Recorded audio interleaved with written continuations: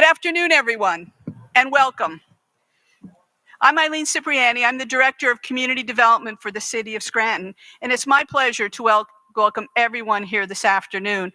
A special thank you to President Jill Murray and Lackawanna College for hosting us here this afternoon, and a very special welcome to all of you, because everyone here in this room had a part, whether it was a small part or a large part, in helping the city exit from Act 47 distress status. So congratulations to everyone. It was quite an achievement. And at this time, I'll call up the Honorable Secretary Dennis Davin, Secretary of the Department of Community and Economic Development for the Commonwealth of Pennsylvania. Thank you, Eileen. I really appreciate being here, being invited to this great event. It's also an honor for me to see an old colleague, I shouldn't say old, a very young colleague, but known him for a while, Fred Redding. Where's Fred? Right there. So Fred retired a few years ago. Give him a round of applause if you don't mind. Fred did exceptional work for the department and the Commonwealth of Pennsylvania, and we really do miss him, but not that much because we have a really good team now too. So we're in good shape. But it is my honor and privilege to be here today celebrating a day that marks an exciting turning point in Scranton's future. It was exactly 30 years ago. Think about that. 30 years ago this month that Scranton was originally designated financially distressed under the municipality's financial recovery act, or as we commonly call it, Act 47. Scranton entered Act 47 on January 10th, 1992. And can anybody guess who was president then? George H.W., right. George H.W. Bush was president. So for 30 years, despite this vibrant culture and hardworking families that live here, you've been financially struggling with debt and regular budget deficits. And while Act 47 provides critical assistance for distressed municipalities, the designation of being an Act 47 community isn't something anybody wants. It means an investment is less attractive. It means businesses are less likely to set up shop, and families are less likely to move or raise a family there. But through it all, you stayed strong. Scranton stayed strong. There's no doubt there have been bumps along the way, and current leaders had to make difficult but necessary choices over the past couple of years, and that is felt every single community that's in Act 47, and especially the communities that come out of Act 47. That is something that they live through every single day. But choices that they may not have been popular for everyone, but they were needed to reduce the city's debt burden and turn their budget picture around. That's not something any leader likes to do. So it speaks to the ability of the folks like Mayor Cognetti and members of City Council that they were able to come together and create policies that have led to budget surpluses, reductions in debt, and put Scranton on a path to long-term fiscal stability. This is a very special day in Scranton's long and storied history. In fact, this is just the 16th municipality to exit Act 47 over the past 30 years. 16 have exited. Scranton's one of them. We're proud of that. 7 of those exits have occurred during the Wolf administration. This administration, we're very, very proud of that. And we'll continue to support Act 47 communities to make sure that they have the resources they need to continue to improve their financial conditions. And it's not just the Act 47 communities. It's the communities that come out of Act 47. Because the one thing that we want to do is we want to be there to be able to provide the resources that you need to continue the momentum that you've started. Today's about Scranton. It's about the residents, the businesses, the community leaders, the government officials who have been here for some or all of these past 30 years, who never gave up on their electric city. They've never stopped fighting for a vision of Scranton that included a vibrant and safe downtown, neighborhoods where families could raise children and their children's children, a place that embraced its history while always looking ahead to a bright future. Even during the COVID-19 pandemic, the city stayed resilient. And with today's exit from Act 47, Scranton will take another monumental step toward that future day of reality. So our team at DCED, and we have a lot of them here today, but Deputy Secretary Rick Vilello, where's Rick? Rick's right there. Kim Bracey, former Mayor Kim Bracey. Rick and Kim are both former mayors. Kim thinks she was the better mayor. Rick thinks he was the better mayor. I'll leave it up to the people in their particular districts. Andrew Sheaf, where's Andrew? Andrew did a lot of work, and thanks, Andrew, for being here. Paul Macnosky and Jim Rose. Where's Jim? Jim over there. Thank you so much. And really all the folks in our department that have supported Act 47 and the Act 47 program.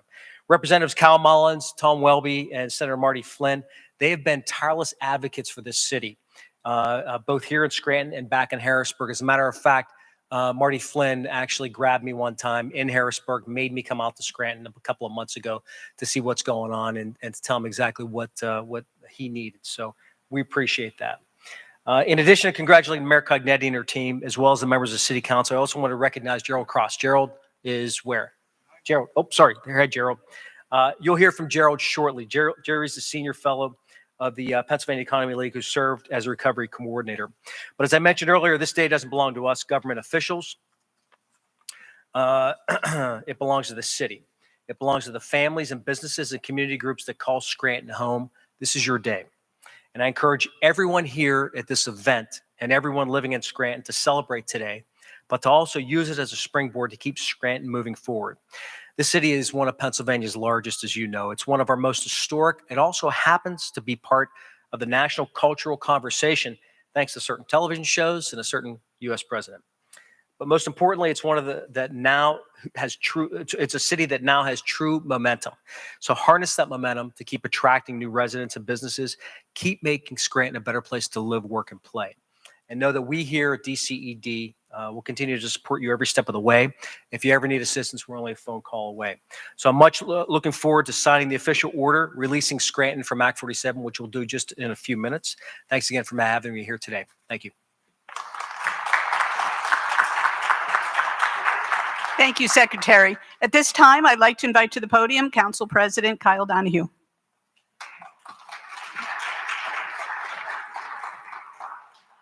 Thank you, Eileen. I'd like to just first start off by thanking Secretary Davin for being with us today. I also want to thank Gerald Cross for the work he's done to get us to this point. And I also want to thank Mayor Cognetti for giving me the opportunity to say a few words here today. It's been 30 years since the city of Scranton was declared financially distressed under Act 47. I often hear people ask if we were better off today than we were 30 years ago. And as much as I would like to answer yes to that question, I know that question cannot be answered in simple black and white terms. The answer is more complicated than that. City government has made its fair share of mistakes over the past 30 years. Some of those mistakes were self-inflicted. Most notable was allowing the parking authority to default in 2012. Some of those mistakes were also unavoidable, since municipalities in Pennsylvania operate under a set of convoluted and outdated state laws that limit our options to how we grow our revenue to keep up with our increasing expenditures. But in spite of those constraints, I believe there are two people who are instrumental in getting the city into the financial position we are in today. They are former Council President Bob McGough and then former Business Administrator Dave Bolzoni, who's here with us today.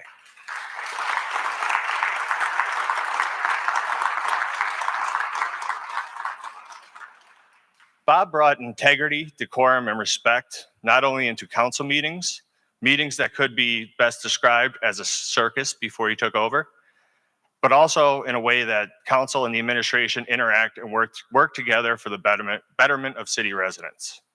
Bob knew that the only way the city could improve its finances was if council and the administration were willing to work together in a respectful and constructive manner. I also have to thank former council presidents Joe Weschler, who's here with us today, Pat Rogan, and Bill Gallen for continuing on with Bob's legacy. Dave brought immense knowledge in financial markets and municipal finance to city government. More importantly, he respected council's legislative role and was always willing to work alongside council to work through any issues or questions any council member may have had to make sure the initiatives that were being proposed actually became a reality. I cannot definitely say we are better off than we were 30 years ago, but I can say that we are in a better position now to serve the needs of city residents and to once again become a great American city. As we move forward post Act 47, City Council is committed to working with Mayor Cognetti to continue to modernize city government while keeping both legacy and operating costs under control. We are committed to investing in our neighborhoods, in our park system, and in our infrastructure to improve the quality of life of city residents. And we must continue to explore ways to improve city services without overburdening our taxpayers in order to continue moving Scranton into the 21st century. Thank you. Thank you, Councilman. At this time, I'd like to invite to the podium Senior Fellow from the Pennsylvania Economy League, Gerald Cross.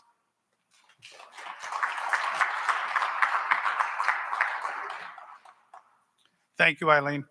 I'd like to start today by thanking Secretary Davin, Deputy Secretary Vilello, Executive Director Kim Bracey, Mayor Cognetti, Council President Donahue, and everyone here for being part of this event and being part of Scranton's history.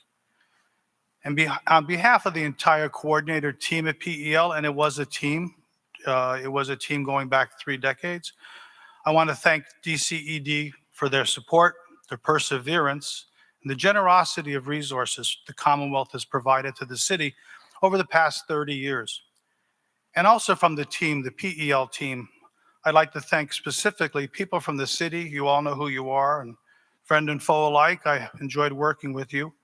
But in particular, I'd like to thank Dave Bolzoni, former BA, and Evan Weiss, formerly of HJA Strategies. I believe they're both here today. When you look back to when Act 47 started, it was Scranton of 1992. That would be familiar, I think, to a person that came here from 1962. At least it would be familiar to that person prior to the Lackawanna Avenue implosion, if you all remember that. But think back that 1962 and 1992 in the Scranton city's culture was not that different. But I really don't think that the 2022 version of Scranton would be at all familiar to that time traveler from 1992. Today's Scranton and Scranton's future are the product of a new generation of civic and elected leaders I was proud to work with and honored to work with. They were dedicated to overcoming their differences and working together. The Scranton of 2022 is now keeping pace with, if it's not actually leading, developments in the outside world. That wasn't always the case. Scranton resisted change while the outside world moved on. That will increase the city's relevance to the region, northeastern Pennsylvania, I dare say the nation as a result. I do know that the 30 years that Scranton was in Act 47 was a multi-generational event. And hopefully we had some difficult, sometimes enlightening experiences that occurred since 1992. I hope they could be handed down as a shared civic memory to inform future generations of Scranton's leaders as to what was handed to them and what events went through the leadership of the past 30 years. I believe that will happen. I believe that's the case. And that today Scranton citizens and their elected leaders will see their fates as shared with the citizens, as an intertwined fate. And they will know that their decisions made for the greater good of the city can both be a sacrifice at the current time, but also a gift to future generations if it provides and sustains their posterity. I really believe Scranton has a bright future ahead of it.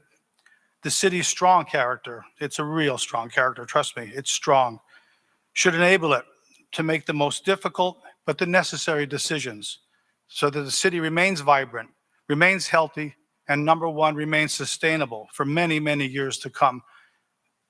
Thank you very much. Thank you, Jerry. And at this time, it's my pleasure to introduce Mayor Paige Cognetti.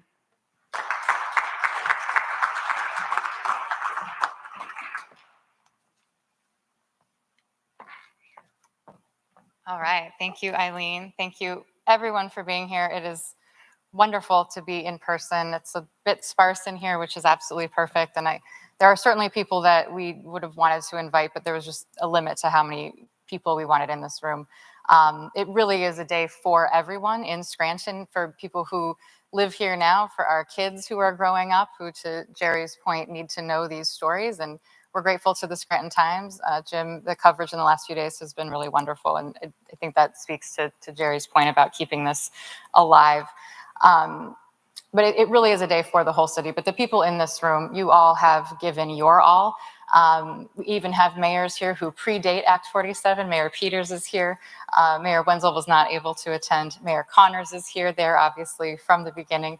Mayor Doherty was not able to be here, but Mayor Evans is here. So really appreciate everyone coming together. Scranton really is a family. There are ups and downs just like any family, but this is a Scranton story of resiliency. It's a Scranton story of punching above our weight.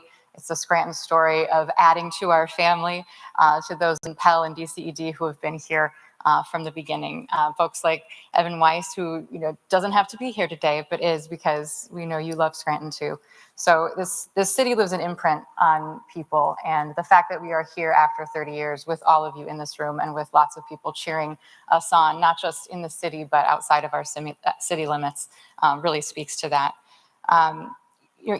Each administration in these 30 years has had its share of unpredictable things that have happened, either as a word that I think Councilman Donahue and I are both going to use, some self-inflicted. There were things that didn't have to happen, but that's why we need to continue to tell this story. And there's things that have happened to us. In our case here in the last couple of years, the pandemic was a real broadside, right? None of us expected that to happen. We appreciate DCED, Mayor Bracy, Mayor Vilello, Secretary Davin, Jerry, for helping us during the pandemic to not get the boot from Act 47 while we didn't know what was happening. Pat Sheridan's in the audience. He was our BA at the time and had taken the reins from Dave Bolzoni, and it was a very, very difficult time. So we appreciated being able to stay in this status. Nobody, wants to have to go to the Commonwealth and say, can we please stay distressed? It's an odd request to make, but the times called for that, and we appreciated that flexibility. So I'd say that was kind of our bump in the road. But despite that, our team did an incredible job, but we were building on the work of others. We were building on administrations, and again, under Mr. Bolzoni's leadership in the previous administration, we were set on a course where we were able to navigate the pandemic, and we sleep at night. I sleep at night knowing that we have cash on hand for an emergency, which hasn't always been the case. Mr. Cross and I sat down virtually a few weeks ago to go through the 30 years. I wanted to have the full context as we prepared for today. And that idea of me being able to hit the pillow knowing that, say, a pandemic wouldn't break us is certainly not a luxury that everyone has had. So none of this is lost on me. It's not lost on our current team. I don't think it's lost on our city council members. We really are grateful to be here. We're grateful for all of the work that has come before us, and we bear the responsibility for carrying it on and not carrying it on alone, right? This moment, seeing all of you here, we know we're not alone. We know that if we hit the next bump in the road, that we have resources and we have guidance at our fingertips, and we're deeply grateful for that. I want to make sure that we've acknowledged and I can't see everyone because the lighting's kind of tough, but I wanted to do what I can here. So I'm very grateful. I think that Superintendent McTiernan and Recovery Officer Finan are here. Thank you. Pat Laffey, I see you. Katie Gill-Martin. Was Tara, board president, able to make it? I don't see her, but I think Ty Holmes is here as well. We are so grateful, and I'll again speak for Councilmember Donahue, who's been right with us as we've been working on the tax policy working group, and among other efforts. We're so grateful for our working relationship with the school district. None of this means anything if you aren't also successful. So the fact that we are one team is really important, and I'm so glad to see you here today. Thank you. I wanted to also recognize that, so we have, Evan is here, and we're very happy for Evan's help. Someday, you're coming to Scranton. It's gonna happen. It might be in 30 years, I don't know, but we're gonna make it happen. But I wanted to thank the funders that helped bring you and Henry Amoroso on. Bob Durkin with the Scranton Chamber is here, Jill Murray, Lackawanna College. I don't think that Attorney Bill Conaboy from Allied was able to make it today, but we invited him. Those things, those dollars, those yeses that come along the way, Dr. Murray, I'm not sure when you and Mark Volk got that request, when you said yes, I'm not sure you knew how absolutely transformative that would be, but here we are today, and it's a team effort, like I said. And I wanted to thank our current city team. The last couple of years have been, again, a build on what we've had before us, but we really have made some really big strides despite the headwinds from the pandemic. In large part to the hard work of our treasurer, Mary Jo Sheridan, we've implemented new internal controls, we've improved processes and transparency, and we've set up an internal whistleblower hotline, which the internal whistleblower hotline might seem okay, a little bit bland, but when you think back to prior years, there is a place for somebody to call if there's something that they're worried about. There are, again, these small things that when you first hear about them or read them in the paper, you might not think are much, but they add up to a great amount of internal control and stability for the city. Through the hard work of Solicitor Jessica Eskra and the guidance of our financial advisor, PFM, we have worked hard to pass investment and fund balance policies, and we're working on a debt policy proposal. When Mr. Cross and I sat down a few weeks ago, he remarked that if you told him 10 years ago that the city would have passed a fund balance policy, he would have fallen off his chair or some similar analogy. Through our tax policy working group, which has been led by Carl Deely and Larry West, Kyle Donahue has been a huge part of that. We have taken the bold step of implementing the payroll preparation tax. This year is going to be a ride with that. It's not going to be perfect, but it's been something that we have committed to. We're grateful for the opportunity. As Councilman Donahue said, there are state limitations. There are state statutes that limit our ability to grow our revenues. We had to take this opportunity, and we'll be working hard to make sure that the implementation is as smooth as possible. None of this would be possible without Becky McMullen, who has been here through administrations and helped us stay steady through everything, especially the pandemic, which had so many question marks. So Becky, we're grateful to you. And Eileen, who has taken the lead on so many things, but namely right now, figuring out how we're going to best utilize the $68 million in American Rescue Plan funding that we worked very, very hard to advocate for over the last 18 months. That is a tremendous piece of how we are going to chart this course of financial stability. I also am very, very excited for this new term that we have. We have a city controller in John Murray, who's a very experienced manager, and Kathy Wexler as tax collector. And I don't think I see Kathy, but maybe there she is. The black mask and black sweater. It's we are so excited to work with you in the single tax office, and along with City Council, who, as Mr. Donahue said, is absolutely committed to improving quality of life and maintaining this financially stable path. We have the right team. New Councilmember King is here. Our other council members, McAndrew, Schuster, and Rothschild, are at work right now for their day jobs. But we really have an incredible team here, and we're very excited to get to work. So thank you all for loving this city so much, for working so hard for us to get to where we are. And we look forward to sticking together through thick and thin in the future. And with that, I have something for Mr. Cross. So Mr. Cross, if you would come here, please.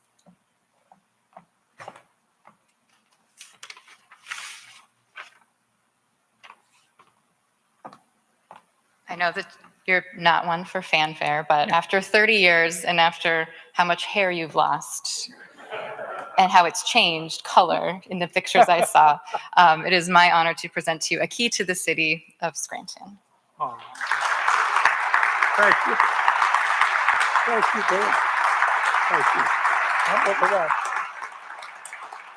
Thank you. Thank you, everyone. It's overwhelming to think what the work that went into this recognition to the PEL team. It's heartfully appreciated. Thank you, Mayor. And thank you, Wayne, and thank you, Joel, and thank you.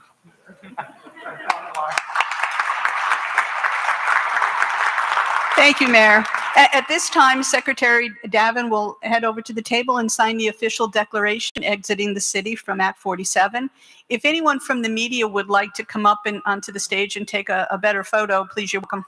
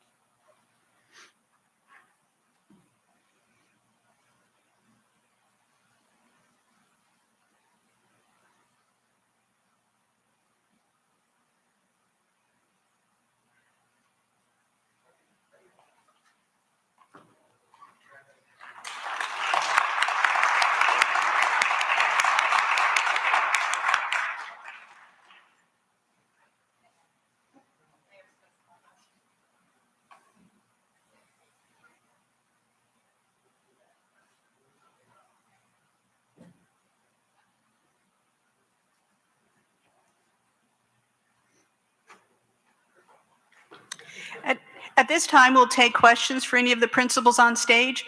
If you have a question, if you'd like to, please come to the front of the room. We do have a microphone.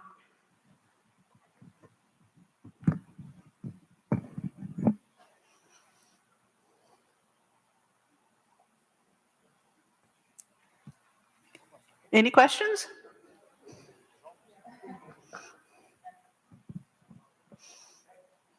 Okay.